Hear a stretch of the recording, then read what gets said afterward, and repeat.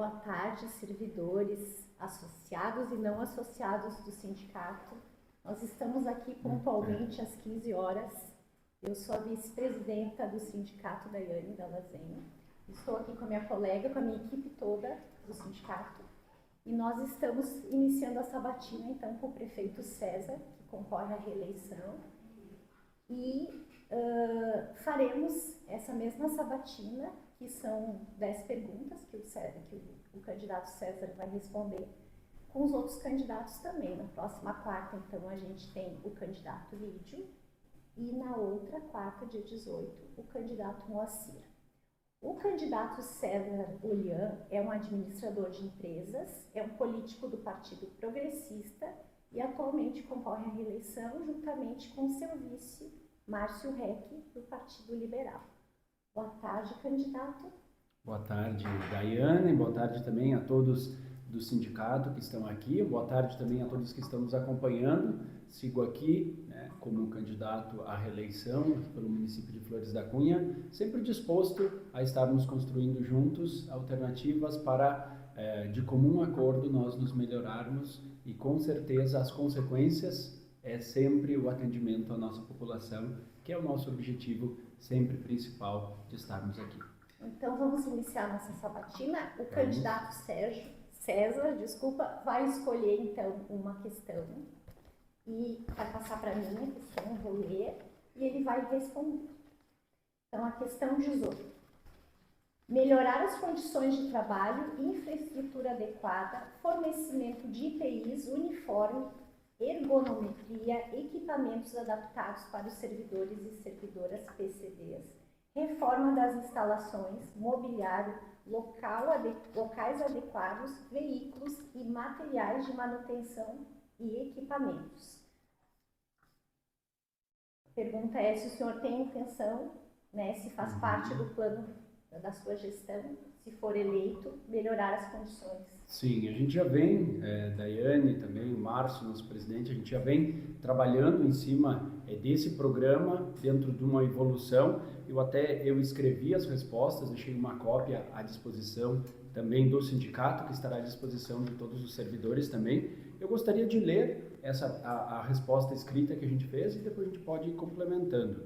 Então, nós estamos comprometidos em melhorar condições de trabalho e já iniciamos várias ações para alcançar esses objetivos. Entre as medidas implementadas, a gente destaca principalmente a contratação de um técnico em segurança do trabalho para atender 40 horas mensais, com a previsão de expansão, inclusive, para 80 horas, caso a gente seja eleito ali na frente.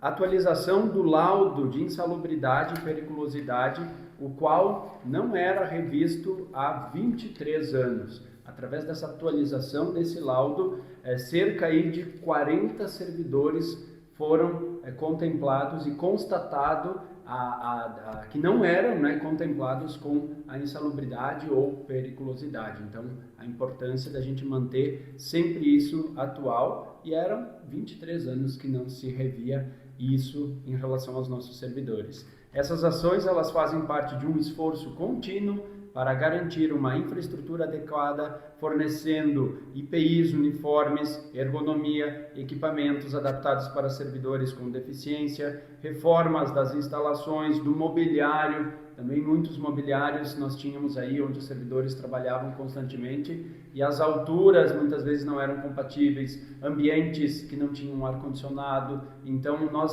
a gente vem fazendo ao longo desses 3 anos e meio já muitas melhorias, inclusive no ambiente de trabalho. E nós continuamos a avaliar e implementar melhorias para assegurar sempre as melhores condições para todos que precisam desempenhar suas funções. Muito bem. Vamos para a próxima.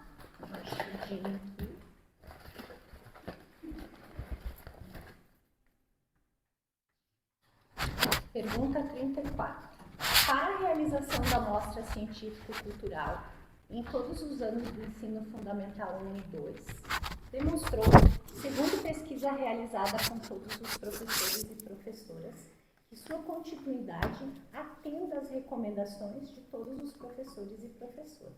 sendo facultativa a participação dos estudantes e turmas, bem como designando uma comissão organizadora que, além de prestar suporte e treinamento aos professores e professoras e estudantes, possa padronizar, uniformizar, com os mesmos critérios, corrigir e orientar, assim produzir conhecimento qualificado de acordo com as normas da Base Nacional Comum Curricular.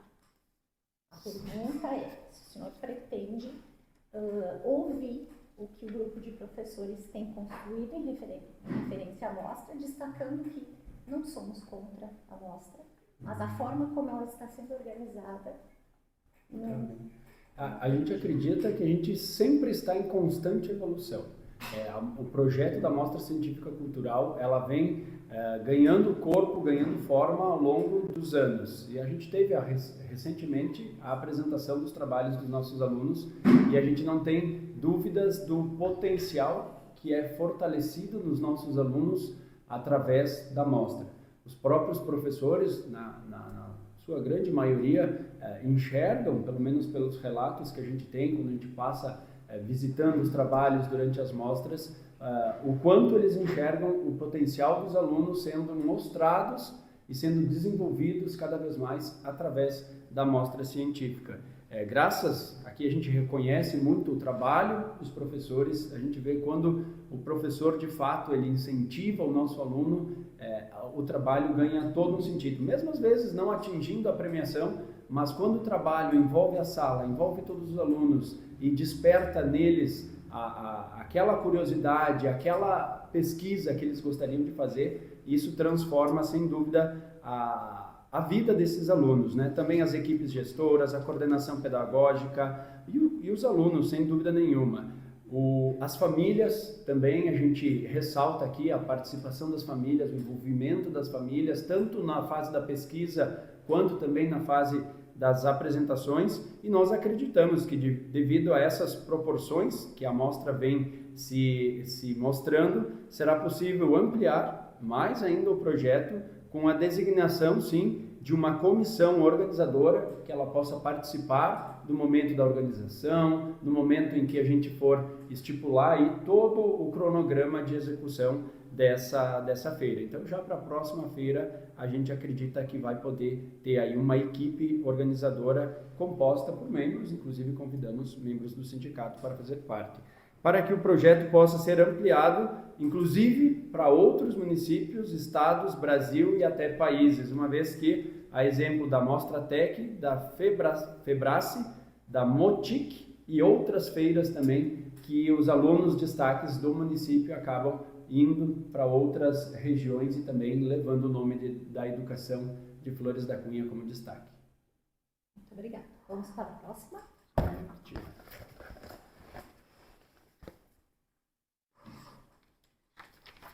Pergunta número 27. Incluir as atividades com direito à periculosidade e risco de vida para aposentadoria especial para os servidores e servidoras da Guarda Civil Municipal e guardas patrimoniais e do servidor ou servidora cujas atividades sejam exercidas com efetiva exposição a agentes químicos, físicos e biológicos prejudiciais à saúde ou associação desses agentes.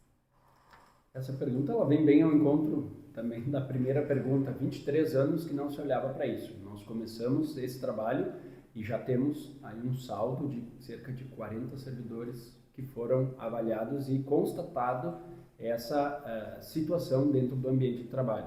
Com relação à guarda, nós estamos comprometidos, mais uma vez, em estudar, em avaliar os impactos da inclusão das atividades com o direito à periculosidade e risco de vida para a aposentadoria especial, especialmente para os servidores da Guarda Civil Municipal e também os guardas patrimoniais e os outros servidores cuja função envolva a exposição efetiva a agentes químicos, físicos e biológicos prejudiciais à saúde. Esta análise ela será realizada com base nas regulamentações vigentes e nas melhores práticas para garantir uma decisão justa e também aí fundamentada dentro da legislação. Então é essa continuidade que que a gente vem fazendo. A guarda foi criada recentemente, ainda tem toda a parte estatutária que a gente precisa trabalhar e com certeza nós estaremos no próximo ano, se assim estivermos, né, estaremos evoluindo dentro desses aspectos também. Obrigada. Próxima candidata.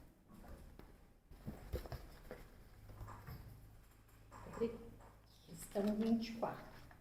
Criação do núcleo de apoio aos estrangeiros para acolhimento, tradução e encaminhamento dos trabalhadores e trabalhadoras e crianças estrangeiras residentes no município de Flores da Cunha. A pergunta é se existe a possibilidade da criação de um núcleo de apoio, de acolhimento, né, para os estrangeiros. A gente teve períodos em que a gente estava recebendo muitos estrangeiros aqui. Agora até diminuiu um pouco, mas a gente precisa também olhar para esses, às vezes até possíveis servidores públicos aí na frente que possam estar participando de novos concursos. Então, para a criação do núcleo de apoio aos estrangeiros, destinado ao acolhimento, como sugerido aqui, tradução e encaminhamento dos trabalhos e crianças estrangeiras residentes aqui no município. A gente vê muitos safristas que vêm de outros países e que acabam tendo também, às vezes, essa dificuldade, os próprios professores, né? Também aqui uma professora. Planejamos fomentar parcerias com entidades governamentais, ONGs e também a iniciativa privada. Essas parcerias serão fundamentais para garantir a implementação eficaz do núcleo e assegurar que todos os serviços oferecidos sejam abrangentes e de alta qualidade. Nós, mais uma vez, estamos comprometidos em colaborar com diversos setores para desenvolver a estrutura robusta que atenda às necessidades dos estrangeiros e facilite sua interação e adaptação aqui no nosso município. Além, claro, quando nós tivermos situações em maior número, a gente possa trabalhar também com a formação, a capacitação dos próprios profissionais que atendem, no exemplo aqui das crianças, seja na saúde, seja na educação, seja no ambiente em que elas necessitem do atendimento público. Muito obrigada. Vamos para a próxima.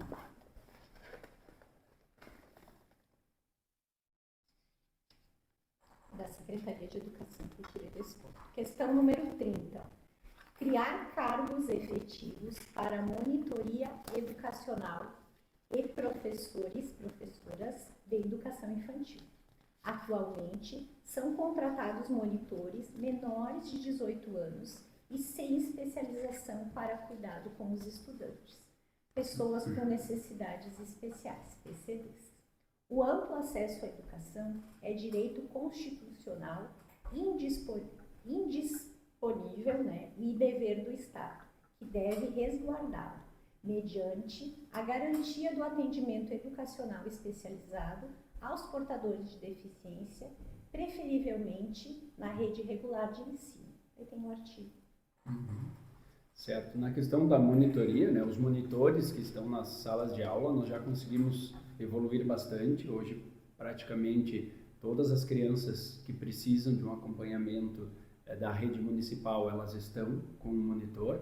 A gente tem um convênio com o CIE, que prepara também alguns jovens para estarem fazendo essa função como estagiários, inclusive os que estão na fase de graduação, possibilitando assim aos mesmos o contato com o ambiente escolar. Temos também a contratação de monitores através de empresa terceirizada. Tal contratação nessa modalidade ela se justifica em virtude da incerteza do número de estudantes que necessitam dos serviços de monitoria. Alguns vêm aqui para a cidade, depois alguns são safristas, alguns são operários, então eles ficam por um período em Flores, depois eles vão para outro município e aquele monitor a gente ou reloca ele ou como uma empresa terceirizada ou via CIE a gente pode fazer o desligamento, né, caso não precise mais dessa função. Também aqui, a grande maioria dos monitores da nossa rede municipal são maiores de idade e possui, no mínimo, um ensino médio completo. Destaca-se que ambos os profissionais recebem formações específicas para o desempenho aí das suas funções na atribuição em que eles estão.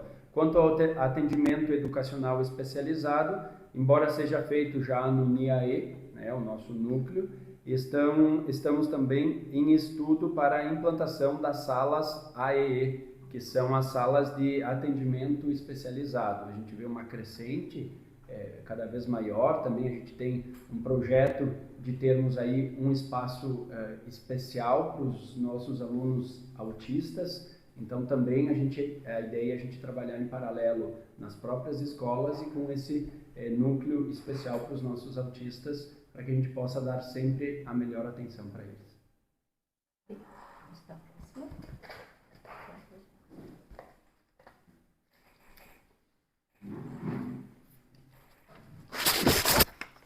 Questão 28. Encaminhar à Câmara a regulamentação e previsão do auxílio acidente em casos em que, após o acidente de trabalho, quando o servidor ou a servidora fica com sequelas que reduzem sua capacidade laboral. Artigo pecúlio do RGPS. E em casos de afastamento total laboral, que seja mantido o pagamento do vale alimentação, eis que o acidente foi decorrente de sua atividade. Então, sobre esse aspecto, atualmente a legislação municipal ela não prevê a manutenção desse pagamento. No entanto, nós estamos aí dispostos em avaliar a viabilidade legal de incluir estas previsões. Isso, inclusive, a gente busca, a cada caso, buscar um parecer jurídico para ver dentro das possibilidades o que a gente pode ou não estar concedendo. Além disso, nós verificaremos a possibilidade de manter o pagamento do vale alimentação durante o período do afastamento, considerando que o acidente ocorreu em razão do exercício das atividades laborais.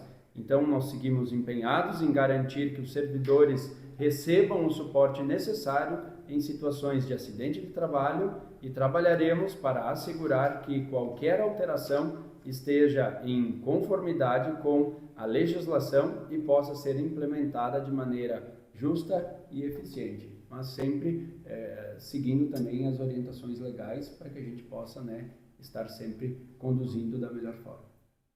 Obrigada. Vamos para a próxima. Próxima pergunta, então, questão 20. Cumprimento da meta 17 do Plano Nacional de Educação. Meta 17. Valorizar as profissionais do magistério das redes públicas de educação básica de forma a equiparar seu rendimento médio ao dos demais profissionais com escolaridade equivalente até o final do 6º ano de vigência deste Plano Nacional de Educação. Então, essa meta, ela vem sendo atingida aqui para o município. O piso municipal, ele é maior do que o piso nacional e, além disso, é pago o vale-refeição e o vale-transporte, inclusive para os professores que recebem o difícil acesso. Ainda temos previsto no plano de carreira o acréscimo na remuneração para situações em que os professores realizem especialização em 10%, mestrado em 20% e doutorado em 30%. Há também a promoção dos professores, que ocorre anualmente na ordem de 20% do total de professores da rede municipal, as retribuições pecuniárias ocorrem a 8% sobre o salário. E também são ofertadas formações continuadas totalmente gratuitas aos profissionais da educação. Próxima.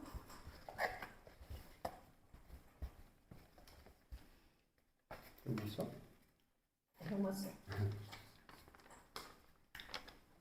Questão 29. Encaminhar à Câmara de Vereadores para votação e previsão do Estatuto do Servidor a lista de doenças graves, contagiosas ou incuráveis, que podem dar direito à aposentadoria por invalidez integral, com proventos integrais, em conformidade à Lei Federal 8.112, 1990, listagem das doenças: alienação mental, cardiopatia grave, cegueira bilateral, contaminação por radiação, doença de Alzheimer, doença de Parkinson, espondiloartrose anquilosante, estado avançado de doença de Paget, ostite deformante, hepatopatia grave, neoplasia maligna, câncer, paralisia irreversível e incapacitante e síndrome da deficiência imunológica adquirida, AIDS. Certo. A respeito disso também, a gente precisa avaliar todos os aspectos legais. Então, já está dentro das nossas propostas, inclusive, iniciarmos um estudo para a avaliação e viabilidade de incluir a lista de doenças graves, contagiosas ou incuráveis que podem dar direito à aposentadoria por invalidez integral, como proventos integrais, conforme especificado ali na Lei 8.112 do ano de 90. A lista, né, que a gente buscou aqui, então ela inclui alienação mental, cardiopatia grave, cegueira bilateral, contaminação por radiação, doença de Alzheimer, doença de Parkinson, espondiloartrose anquilosante. Não sou médico, né, para saber esses termos aqui, mas elas estão previstas aqui. Estado avançado de doença de Paget, osteite deformante, hepatopatia grave, neoplastia maligna, que é o câncer, paralisia irreversível e incapacitante, síndrome da deficiência imunológica adquirida, a AIDS. Então, se o estudo confirmar essa viabilidade, encaminharemos um projeto de lei à Câmara de Vereadores para que a proposta seja formalmente discutida pelos parlamentares e votada, se assim eles entenderem. Obrigada. Próxima.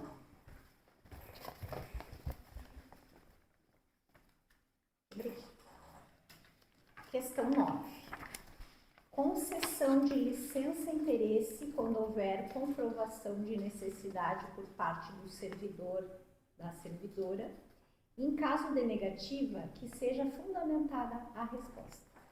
Esse é um assunto sempre recorrente, né? Onde a gente passa, enquanto gestores, por situações, né? Gostaria de esclarecer que a concessão da licença de interesse é um direito, sim, dos servidores, desde que haja devida comprovação da necessidade. No entanto, é importante ressaltar que a administração possui a prerrogativa de assegurar que a continuidade dos serviços prestados à população não seja comprometida através da concessão dessa licença. Então, nós estamos aí comprometidos em avaliar cada pedido com a devida atenção e justiça, buscando equilibrar as necessidades dos servidores com as necessidades da comunidade através desse serviço público. E a gente também sabe que a partir do momento que a gente libera uma licença-interesse, a gente não consegue nomear um novo servidor caso tenha essa necessidade. Então, ou o servidor retorna para sua função, ou ele vai precisar ser exonerado, né? Ele vai ter que pedir a sua exoneração.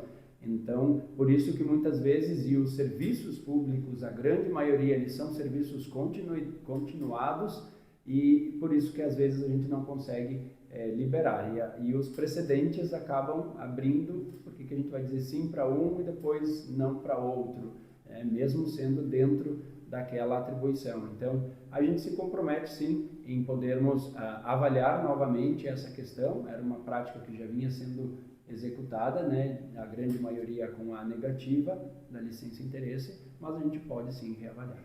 Muito obrigada. Última questão, candidato. Questão 6.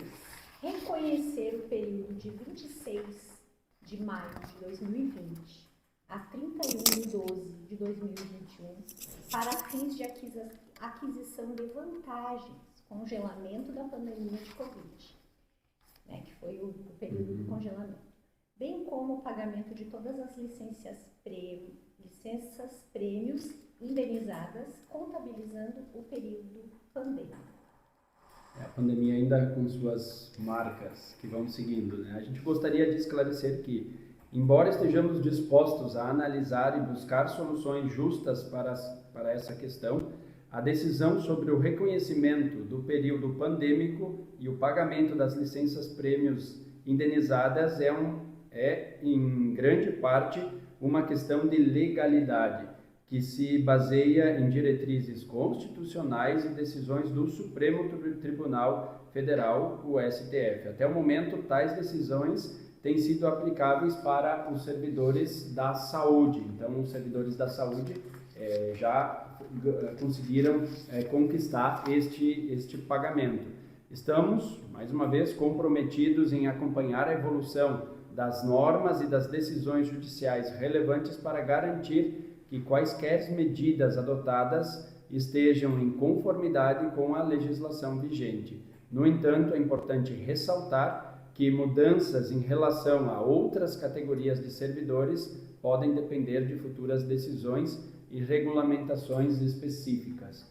Então, hoje a gente tem, atrás ainda, tivemos a possibilidade via decisão federal para que a gente cumprisse com essa obrigação com os servidores da saúde. Então, esses já estão todos, e a gente também buscou verificar todos os que queriam receber as suas licenças, né, dos outros que tinham em atraso, como foi bloqueado, no período que foi bloqueado, nós procuramos contemplar todos os servidores com as em atraso, para que a gente pudesse complementar, né, enfim, nesse período em que isso foi congelado, a gente pudesse compensar, agora me veio a palavra, de uma outra forma também para esses servidores não serem prejudicados. De qualquer forma, a partir de alguma decisão judicial, assim como nós assumimos todas as responsabilidades dentro do pessoal que eram de antigas administrações, inclusive, todas as que vieram a gente pagou todas as despesas do pessoal com os nossos servidores. Nós daremos sequência, sim, e vindo essa decisão, nós estaremos contemplando todos os servidores. Então, sindicato, minha equipe, obrigada, equipe, por estarmos aqui. Obrigada, candidato, desejando sorte. E damos por encerrado, então, nossa sabatina. Obrigado.